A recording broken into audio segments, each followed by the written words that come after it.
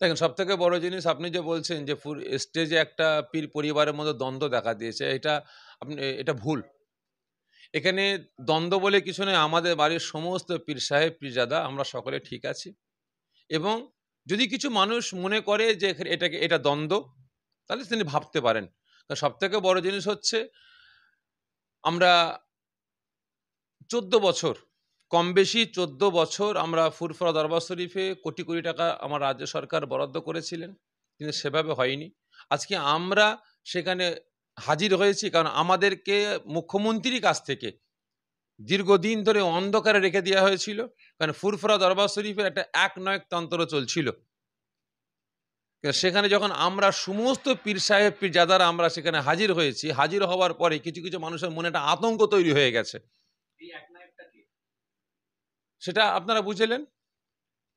যদি কিছু কিছু মানুষ, যারা আপনি বলছেন মাইক কানাকাড়ি করছে, এটা হচ্ছে, কারণ কিছু কিছু মানুষের মধ্যে আতঙ্ক তৈরি হয়ে গেছে যে মাইকটা পেয়ে গেলেই হয়তো ভাঁড় ভেঙে যাবে বা যে কোনো একটা জিনিস ঘটবে, এরকম একটা সিচুয়েশন তৈরি হয়েছিল হয়তো, জানি না, সেটা আমি তো চোখে ঠিক মানে ওই দিন আজকে দেখতে পাইনি সেভাবে, হয়তো বাইরে কিছু ঘটেছিল হয়তো। তা যাই হোক, কিছু কিছু মানুষের আতঙ্ক তৈরি হয়েছিল, হয়তো তারা গিয়ে বাইরে বেরিয়ে এসে উল্টোপাল্টা কথাবার্তা বলেছেন বা মাইক কাড়াকাড়ি করেছেন, যাতে ভান না ফেটে যায় সেই কারণে।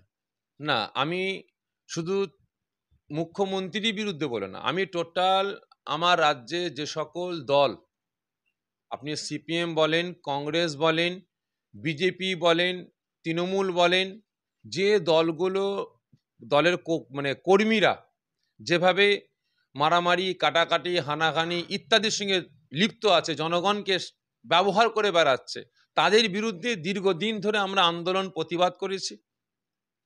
এবং যখন আমরা আমার কথা বলছি, আমার নামে ফুরফুরা শরীফে একটা অন্যায় হয়েছিল, এখানে গত পঞ্চায়েত ইলেকশনকে কেন্দ্র করে বোমাবাজি হয়েছিল, সেখানে প্রতিবাদ করতে গিয়ে ফুরফুরা দরবার শরীফের ইজ্জত রক্ষা করার স্বার্থে আমরা যখন সেখানে আন্দোলন করতে গেলাম, আমার নামে এফআইআর হয়েছে, আমার ভাইদের নামে এফআইআর হয়েছে, কেস করা হয়েছিল। আমরা সমস্ত বিভেদ কষ্ট আমরা ভুলে গিয়েছিলাম বা ভুলে গেছি একটাই স্বার্থটা কি? আমার দেশের, আমার জনগণের, ফুরফুরা দরবার শরীফের ইজ্জত রক্ষার স্বার্থে, দেশ দশের আপনার কাজের স্বার্থে আমরা সব ভুলে গিয়ে আমরা মুখ্যমন্ত্রীর কাছে গেছি। আমরা কোনো পার্টির নেতার কাছে যাইনি, কোনো পার্টির কর্মীর ডাকে আমরা সাড়া দিইনি, আমার রাজ্যের মুখ্যমন্ত্রীর ডাকে সাড়া দিয়ে গেছি, যেখানে আমার রাজ্যের টোটাল জনগণ যিনাকে ভোট দিয়ে মুখ্যমন্ত্রীর চেয়ারে বসেছেন। কারণ ওই চেয়ারটা হচ্ছে, যিনি বসবেন তিনি কোনো দলের মুখ্যমন্ত্রী না, তিনি পার্টিকুলার, এখন তিনি ওই জায়গাটা যখনই বসছেন, তিনি তৃণমূলের মুখ্যমন্ত্রী না, তিনি সিপিএমের না, তিনি কংগ্রেসের না, তিনি আইএসএফের না, তিনি বিজেপির না, তিনি টোটাল জনগণের মুখ্যমন্ত্রী। তিনি যখন ডাক দিয়েছেন, সমস্ত কষ্ট ভুলে গিয়ে তিনার কাছে আমাদের অভিযোগ নিয়ে আমরা সেখানে গেছি। আর তিনি আশ্বাসও দিয়েছেন আমাদের অভিযোগগুলো কিছুটা সামথিং এখানে শুনেছেন, বাকি যে সমস্ত অভিযোগগুলো আছেন তিনি আমাদের জানিয়েছেন যে আপনারা লিখিত আকারে আমাদের দেন, আগামী দিন আমরা সেই সমস্ত অভিযোগগুলো শুনে আমরা সেসব ব্যবস্থা নেব।